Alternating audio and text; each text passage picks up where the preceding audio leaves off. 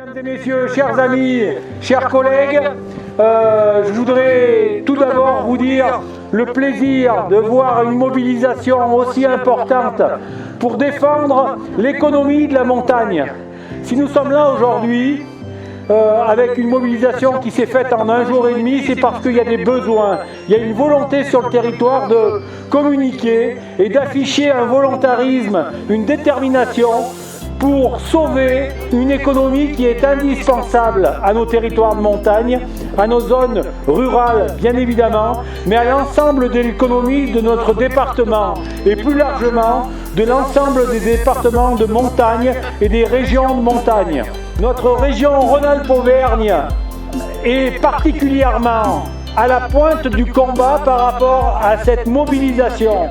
Vous savez toutes et tous l'importance des emplois, l'importance de l'économie touristique, l'importance également pour les saisonniers et les emplois les plus précaires, mais également pour l'ensemble des professions libérales et des commerçants de nos zones, l'importance de cette période de Noël où toutes et tous travaillent depuis des mois pour offrir un cadre sécurisé, un cadre sanitaire convenable afin que salariés, touristes et professionnels puissent évoluer dans ces stations de sport d'hiver sans aucune difficulté. Nous allons pousser véritablement pour qu'on revienne sur cette position de fermeture des remontées mécaniques. Et j'invite chacune des corporations à faire remonter cette exigence parce qu'il en va de la survie de nos territoires et de nos économies. Je vous remercie, mesdames et messieurs, de votre mobilisation. Manifester contre cette incompréhension de décision. Ben oui, c'est tout à fait ça. Hein. Au niveau national, toutes les stations ont décidé de revoir les cornes et essayer de bouger. Parce que c'est vrai qu'on nous fait des annonces, on ne les comprend pas, mais on ne les comprend pas du tout, parce qu'elles ne correspondent pas du tout à ce qui se passe en station. On l'a vu cet été, ça s'est très bien passé, il n'y a pas de raison que ce soit une catastrophe en hiver. Et d'un autre côté, l'économie de montagne, c'est en hiver qu'on la génère. Donc on doit pouvoir démarrer nos installations, que ce soit pour faire du ski ou pour toutes les autres activités. Hein. Tous les gens qui sont là aujourd'hui et à travers toutes les stations, c'est des gens qui sont passionnés par la montagne, passionnés par leur boulot, qu'ils soient des remontées mécaniques, qu'ils soient des moniteurs de ski, des hébergeurs, des loueurs de ski. Enfin, on est tous dans une mission globale qui est de faire vivre la montagne. Déjà, à l'ESF, donc on est 90 moniteurs, mais on est au moins 30 à 40 personnes qui sur Noël auraient dû travailler par rapport à l'encadrement. La problématique, c'est qu'on ne sait pas vraiment les vraies raisons pourquoi ils ne veulent pas conduire, pourquoi on ne peut pas enseigner, pourquoi surtout on ne peut pas encadrer et encadrer en sécurité. Parce que l'objectif, c'est qu'il faut donner quand même la possibilité aux clients et au monde de pouvoir venir sur les stations, mais sans encadrement, de pouvoir faire des activités ou raquettes, ou nordiques, ou randonnée alpine, pot de phoque, de pouvoir venir sur le massif, mais sans encadrement, sans sécurité. C'est-à-dire qu'on va laisser partir des personnes, voire même néophytes, sur des zones donc non sécurisées en plus, parce qu'il n'y aura pas de sécurité qui sera mise en place, puisque les stations sont considérées comme fermées. Donc on n'est pas d'accord sur ce sujet-là. Déjà, ça fait 2 mois avec le syndicat national des moniteurs, donc on a fait les protocoles qu'on a mis en place au niveau, donc aussi bien dans les points d'accueil pour accueillir bien sûr les clients, dans le Piu-Piu aussi là-bas, la garderie. On a aussi nos protocoles sur terrain qui étaient déjà prévus avec nos encadrements qui étaient bien organisés au niveau des filets, une entrée, une sortie, les protocoles par rapport au masque, tout était en place. Tout ce qui était gel, tout était prêt comme on nous l'avait demandé. Et ce qui avait été un protocole qui était de toutes les montagnes françaises, hein, des Vosges jusqu'aux Pyrénées et au sud des Alpes, tout était les mêmes protocoles pour que ça soit vraiment à l'adéquate et à la sécurité sanitaire. La matière première qui arrive et pas pouvoir travailler hein, de notre métier de ski, hein. C'est rageant quoi. Donc on est présent hein, pour montrer un peu notre mécontentement à cette décision. La montagne, c'est besoin de courageux. En général, peu importe la corporation qu'elles appartiennent, du coup, ce qu'ils ont envie, c'est de travailler, c'est de vivre de leurs fruits du travail, mais c'est pas de dépendre d'une allocation, d'une indemnité quelconque. Et ça, c'est pas culturel pour les gens de la montagne. Et du coup, qu'ils soient remontés mécaniques, qu'ils soient employés dans un restaurant ou dans une location de ski, c'est le même combat, quoi. Les gens, ils ont envie de travailler, ils ont envie de vivre avec le fruit de leur travail. Il y a une unité, hein, l'unité montagnarde, la solidarité montagnarde, et les gens, voilà, ils sont fiers de ce qu'ils font, ils sont fiers de leur travail, de leur contribution au bon fonctionnement de l'économie du ski, hein.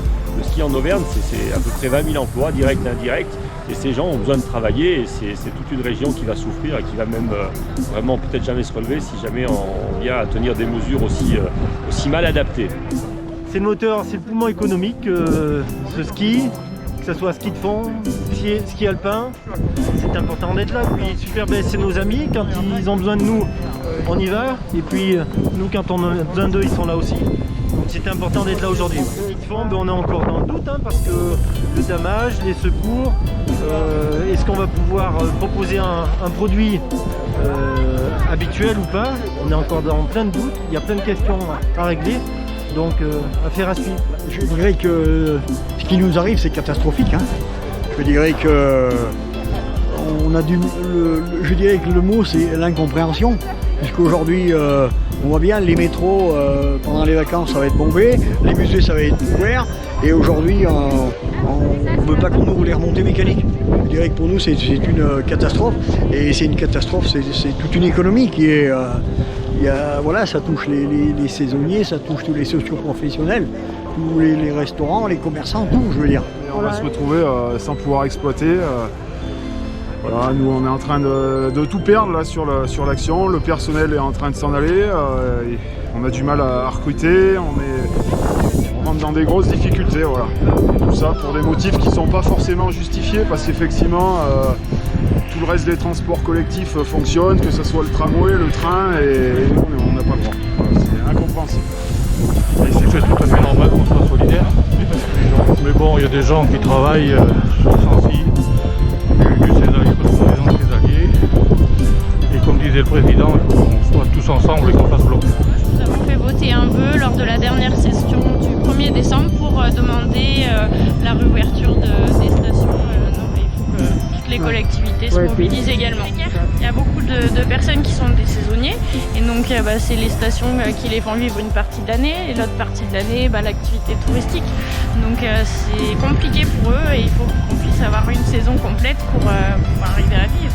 Puis il y a le coût pour l'État aussi. Ce qui est frappant, c'est que l'ensemble des professionnels sont là et ils sont inquiets, ils sont soucieux parce que ça fait des années qu'ils font vivre ce territoire et c'est pas facile sur un territoire de moyenne montagne d'arriver à faire ce qu'on fait, c'est-à-dire à transformer nos stations, à transformer nos économies, à transformer nos pratiques, à notre attractivité. On la transforme depuis des années, on a de l'avance même par rapport à certains confrères d'autres massifs et se voir complètement, alors qu'on a la neige, qu'on a les équipements, qu'on a l'ensemble des moyens de faire des belles saisons, et on sait que ces vacances de Noël elles sont importantes, c'est toutes les zones qui sont en même temps, c'est 20% de l'activité, c'est surtout le lancement de la saison.